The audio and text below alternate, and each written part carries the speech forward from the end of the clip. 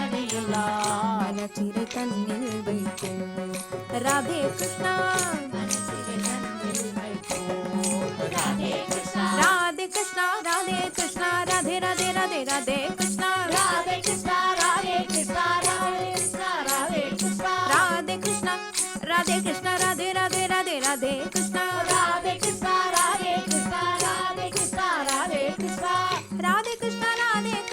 ராதே கிருஷ்ணா ராதே கிருஷ்ணா ராதே கிருஷ்ணா ராதே கிருஷ்ணா ராதே கிருஷ்ணா ராதே கிருஷ்ணா ராதே கிருஷ்ணா ராதே கிருஷ்ணா ராதே ராதே ராதே ராதே கிருஷ்ணா ராதே கிருஷ்ணா ராதே கிருஷ்ணா ராதே கிருஷ்ணா ராதே கிருஷ்ணா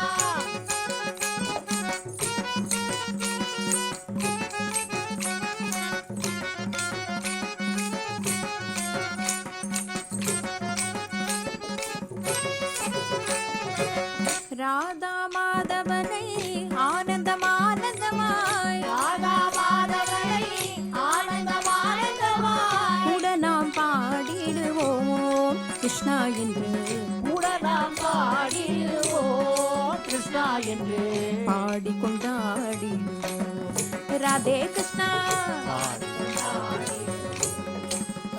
கிருஷ்ணா ராதே கிருஷ்ணா ராதே கிருஷ்ணா ராதே ராதே ராதே ராதே கிருஷ்ணா ராதே கிருஷ்ணா ராதே கிருஷ்ணா ராதே கிருஷ்ணா ராதே கிருஷ்ணா ராதே கிருஷ்ணா ராதே கிருஷ்ணா ராதே கிருஷ்ணா ராதே கிருஷ்ணா ராதே கிருஷ்ணா ராதே கிருஷ்ணா ராதே கிருஷ்ணா ராதே கிருஷ்ணா ராதே ராதே ராதே ராதே கிருஷ்ணா ராதே கிருஷ்ணா ராதே கிருஷ்ணா ராதே கிருஷ்ணா ராதே கிருஷ்ணா ராதே கிருஷ்ணா ராதே கிருஷ்ணா ராதே ராதே ராதே ராதே கிருஷ்ணா ராதே கிருஷ்ணா ராதே கிருஷ்ணா ராதே கிருஷ்ணா ராதே கிருஷ்ணா ராதே கிருஷ்ணா ராதே கிருஷ்ணா ராதே ராதே ராதே ராதே கிருஷ்ணா ராதே கிருஷ்ணா ராதே கிருஷ்ணா ராதே கிருஷ்ணா ராதே கிருஷ்ணா ராதே கிருஷ்ணா ராதே கிருஷ்ணா ராதே ராதே ராதே ராதே கிருஷ்ணா ராதே கிருஷ்ணா ராதே கிருஷ்ணா ராதே கிருஷ்ணா ராதே கிருஷ்ணா ராதே கிருஷ்ணா கோபால கிருஷ்ணா ராதே கிருஷ்ணா கோபால கிருஷ்ணா போல ராதே கிருஷ்ணா கோபால கிருஷ்ணா ராதே கிருஷ்ணா கோபால கிருஷ்ணா ராதே கிருஷ்ணா கோபால கிருஷ்ணா ராதே கிருஷ்ணா கோபால கிருஷ்ணா ராதே கிருஷ்ணா கோபால கிருஷ்ணா ராதே கிருஷ்ணா கோபால கிருஷ்ணா ராதே கிருஷ்ணா கோபால கிருஷ்ணா ராதே கிருஷ்ணா கோபால கிருஷ்ணா போல ராதே கிருஷ்ணா கோபால கிருஷ்ணா ராதே கிருஷ்ணா கோபால கிருஷ்ணா போல ராதே கிருஷ்ணா கோபால கிருஷ்ணா ராதே கிருஷ்ணா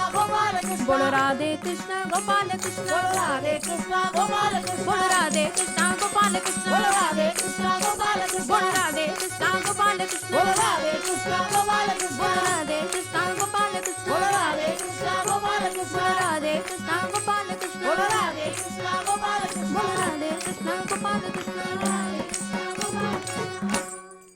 இந்நிகழ்ச்சிகள் இதுவரையும் நாம் பாராயணம் செய்த ஸ்லோகங்களில் ஏதேனும் அக்ஷரதோஷம் இருந்திருந்தால் அதனை நிவர்த்தி செய்யும் பொருட்டு சுவாமியிடம் க்ஷமா பிரார்த்தனை செய்வோம்.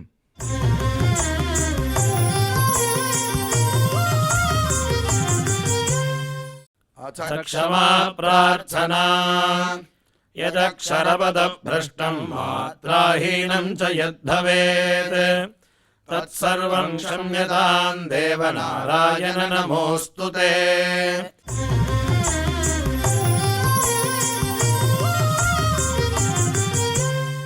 अथ भगवत्समर्पणम् कायेन वाचा मनसेन्द्रियैर्वा बुद्ध्यात्मना वा प्रकृते स्वभावात् करोमि यद्यत् सकलं परस्मै नारायणायेति समर्पयामि।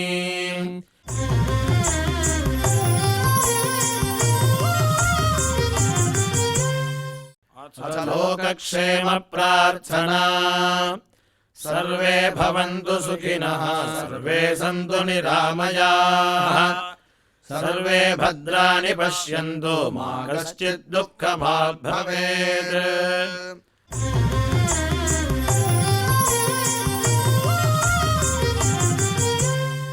अथ मङ्गलम् श्रियः कान्ताय कल्याणनिधये निधयेऽर्थिनाम् श्रीवेङ्कटनिवासाय श्रीनिवासाय मङ्गलम्।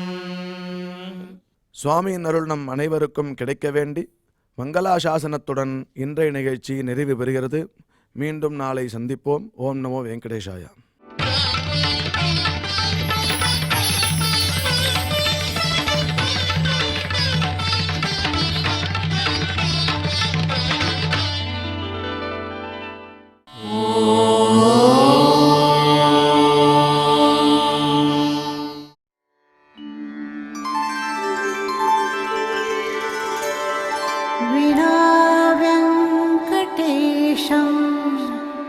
ननाथो ननाथः सदा वेङ्कटेशं स्मरामि स्मरामि हरे वेङ्कटेश प्रसीद प्रसीद